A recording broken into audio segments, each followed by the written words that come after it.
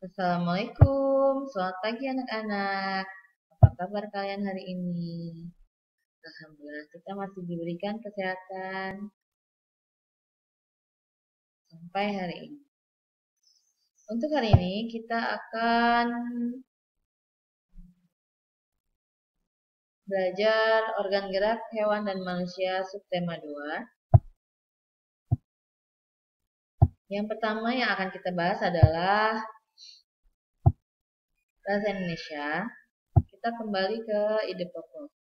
Ide pokok adalah intisari yang terkandung dalam sebuah paragraf, umumnya diwakili oleh kalimat utama. Ide pokok dalam setiap paragraf pada setiap bacaan selalu berkaitan sehingga membentuk suatu kesatuan. Nah, ini contoh ide pokoknya ya, anak-anak.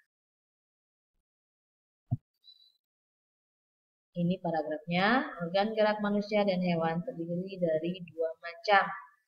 Ada organ gerak pasif, yakni tulang, ada juga organ gerak aktif, yakni otot. Tulang dan otot memiliki fungsi masing-masing dalam sistem gerak manusia dan hewan.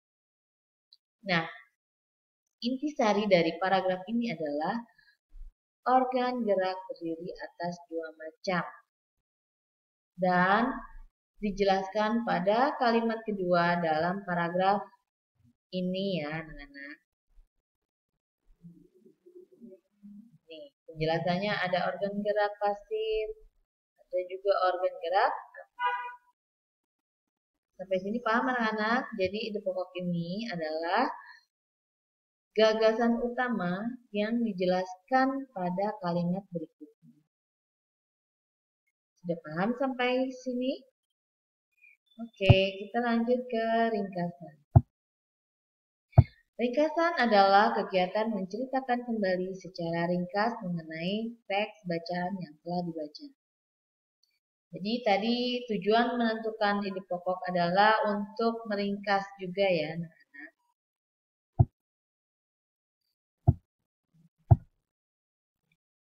Nah, manfaat membuat ringkasan adalah menghemat waktu, membantu persiapan tes, mengukur tingkat pemahaman kalian.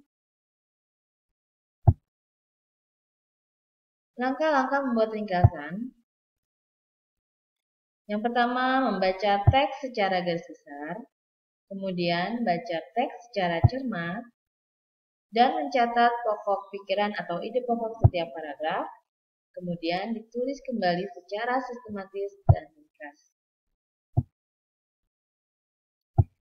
Kita ke PKN ya anak-anak, perilaku yang sesuai dengan pengamalan sila Pancasila di sekolah. Yang pertama, menaati tata tertib sekolah. Yang kedua, tidak membeda-bedakan teman. Yang ketiga, mendengarkan nasihat guru. Aktif dalam organisasi sekolah dan mengerjakan tugas dengan baik. Kita ke IPS.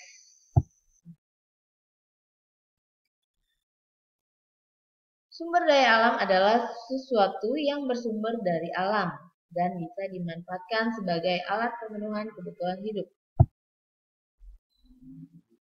Jenis-jenis sumber daya alam, yang pertama hayati atau hidup, yang kedua non-hayati atau tidak hidup.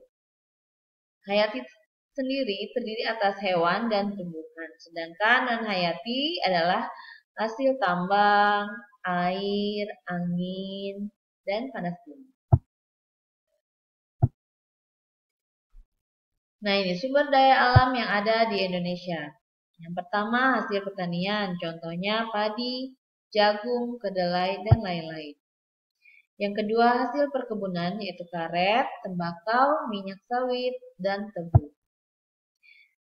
Yang ketiga adalah hasil produksi pertambangan.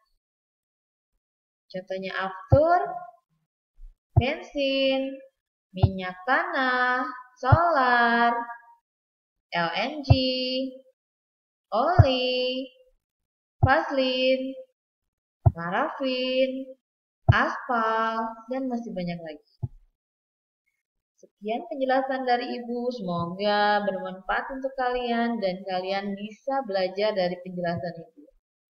Terima kasih. Wassalamualaikum warahmatullahi wabarakatuh.